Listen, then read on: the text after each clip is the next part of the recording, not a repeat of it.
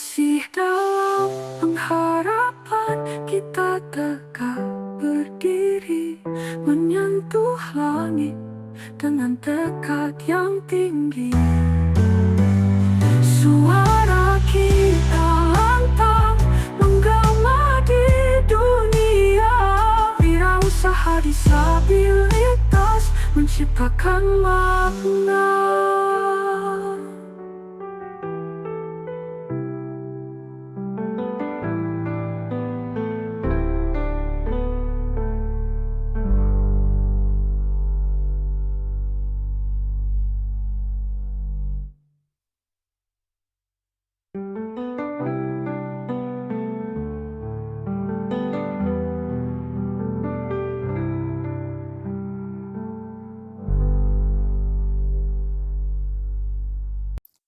Assalamualaikum warahmatullahi wabarakatuh. Masih dalam pengharapan. Ketemu lagi bareng saya di channel HD Edukasi, insya Allah dalam kondisi yang sehat ya. Kita ketemu di program edukasi disabilitas dan non-disabilitas yang mana ini bertujuan untuk menciptakan sebuah masyarakat yang aksesibel dan kesetaraan serta kesempatan. Di video kali ini saya akan menjawab atau tepatnya sharing sharing kata yang perlu dihindari ketika ketemu dengan teman-teman disabilitas. Di video sebelumnya kita sudah membahas tentang alasan kenapa ketika non-disabilitas ketemu bareng dengan disabilitas kemudian menghindari kata-kata kok bisa. Nah, di session ini saya juga akan membahas kata yang harus kita hindari. Kata lain, misalnya ketika kita ketemu itu kan biasanya sering menanyakan sesuatu ya, baik itu informasi, kalimat basa-basi misalnya baru ngapain dan lain sebagainya. Contoh misalnya ya, saya ambil contoh, saya sering ketika saya lagi santai di teras rumah gitu, kemudian ada tetangga yang menyapa, "Lagi ngapain?" Kemudian saya jawab, "Sedang melakukan, pembuatan produksi konten buat, video, buat website, lagi nulis intinya." Dan mereka cukup di, pertanyaan itu dan ada hal-hal yang mungkin jika mereka mau berlanjut ya, mereka mungkin tanya, websitenya apa atau hal-hal yang lain. Tapi ada yang, masih sering dilakukan oleh masyarakat non-disabilitas ketika ketemu disabilitas sedang bertanya dan ketika kita jawab, jawabannya ke orangnya itu ya, respon feedback-nya ke kita itu, "Emang bisa ya?" Gitu. Dan inilah yang harus kita hindari, emang bisa ini nggak perlu kita ucapkan. Karena apa? Karena informasinya sudah diberikan.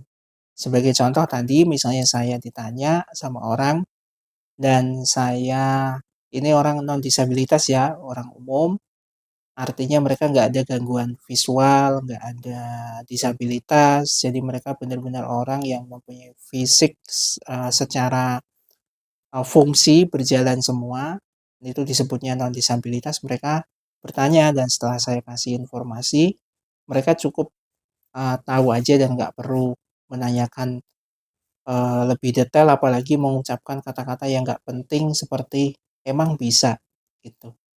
Kenapa? Dari sudut pandang fitrahnya manusia dulu deh ya. Pada dasarnya yang pencipta ya, Allah Subhanahu wa taala itu menciptakan bahwa manusia ini dikasih akal, dikasih pikiran, dikasih kemampuan untuk memilih ya. Memang takdir itu sudah digariskan, tapi kita juga dikasih, wewenang, dikasih kesempatan untuk memilih. Jadi selama masih hidup, selama masih bisa berupaya, saya kira hal-hal yang sekiranya membuat kita terpuruk, sekiranya membuat kita, kurang dalam kondisi yang menguntungkan, itu bisa bisa dirubah, gitu. Misal kita kan dikasih akal, dikasih pikiran berarti disuruh belajar. Nah, saya mengambil pemikiran seperti itu. Jadi saya masih ada akal, masih bisa mikir, ya saya belajar. Belajarnya di mana? Ya banyak. Ada sumber-sumber ilmu yang bahkan setiap hari itu kita akan menemukan. Ketika kita sharing, ketika kita bersosialisasi dengan orang, itu juga sudah termasuk ilmu. Misalnya kita sekolah, misalnya kita melakukan sharing-sharing webinar dan lain sebagainya. Artinya apa? Artinya ya kita semua mempunyai kesempatan untuk melakukan sesuatu dan bisa melakukan sesuatu. Jadi nggak hanya melakukan tapi bisa melakukan juga. Ya, clear ya. Jadi itu dari sudut pandang fitrahnya manusia. Bagaimana dari sudut pandang non disabilitas? Jika sudut pandang non disabilitas, ya seharusnya memang kita sadar betul bahwa semuanya itu bisa dipelajari, apapun. Nggak mengherankan dan yang kita harus percaya bahwa siapapun sebenarnya bisa belajar, siapapun bisa melakukan. Paling yang nggak bisa itu caranya yang harus sama persis. Nah, itu nggak mungkin. Ya, semuanya punya khas masing-masing. Di sini disabilitas misalnya sama-sama berjalan nih, jalan kaki. Kalau saya jalan kaki juga misalnya keluar rumah ya harus menggunakan alat bantu untuk mendeteksi area sekitar saya, misalnya depan saya, kiri saya, kanan saya, sehingga saya menggunakan tongkat untuk alat bantunya. Atau saya minta tolong dituntun dan misalnya ada informasi-informasi saya disampaikan, diberikan informasinya melalui suara. Begitu tunanetra cara berjalannya atau disabilitas.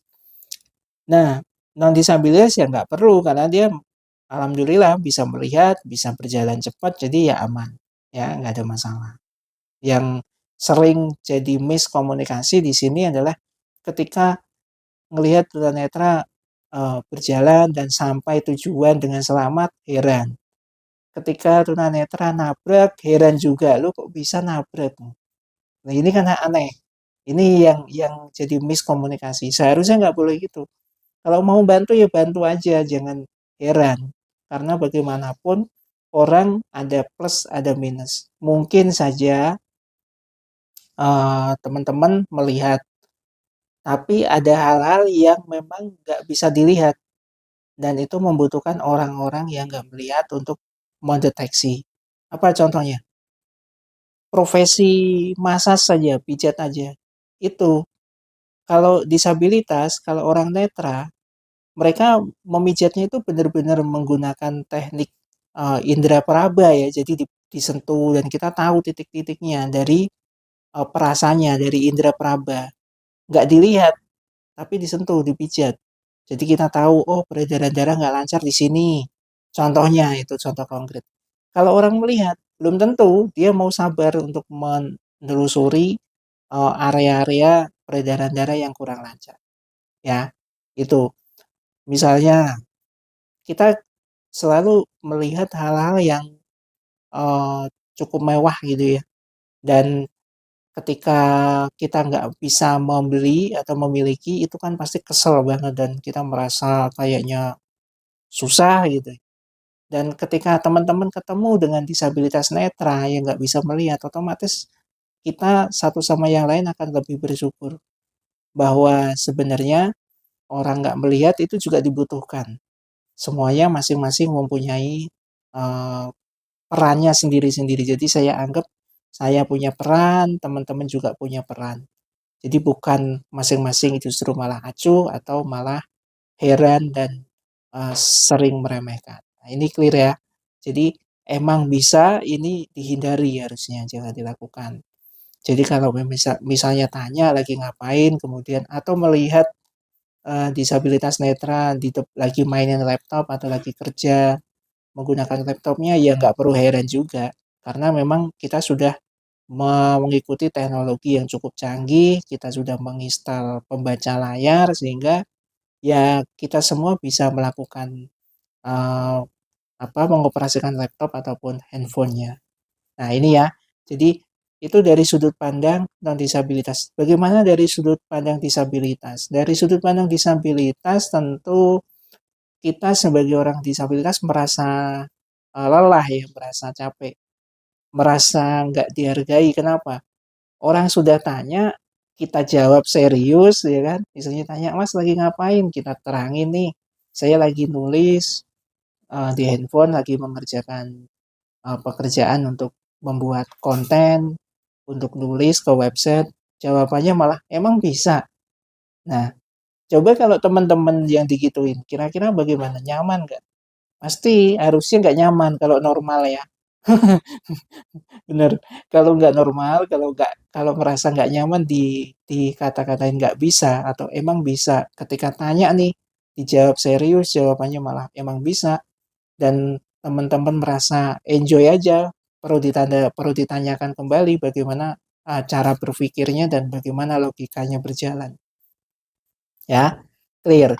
Di sini saya mengharapkan jika teman-teman ketemu disabilitas dimanapun posisinya, harap menghindari 2 kata yang sudah saya sharing-kan di session masih dalam pengharapan. "Kok bisa?" Pertama, yang kedua, "Emang bisa?" Ini dihindari. Ketika bertanya dan sudah dikasih informasinya, ya seharusnya cari tahu. Itu cari tahunya itu bisa melalui referensi yang lain. Jadi nggak perlu sudah dijelasin, lagi nulis segala macam, emang bisa. Lagi berjalan sampai tujuan, kok bisa? Kan ini nggak masuk akal. Jadi ini harus dihindari. Fix ya, mudah-mudahan bermanfaat. Ini juga sekaligus, harapan terbesarnya pada teman-teman disabilitas bisa ikut mensosialisasikan, ikut menerangkan ini agar kita semua bisa menciptakan lingkungan masyarakat yang benar-benar aksesibel dan kita bisa memberikan kontribusi terbaik dengan bidangnya masing-masing, ya. Clear? Ataupun segala sesuatunya itu adalah kesempatan dan juga garis takdir. Mungkin teman-teman ada di posisi non-disabilitas dan kami ada di posisi disabilitas. Semua punya peran, semua tinggal menjalani takdir. Clear? Terakhir dari saya masih dalam pengharapan. Assalamualaikum warahmatullahi wabarakatuh.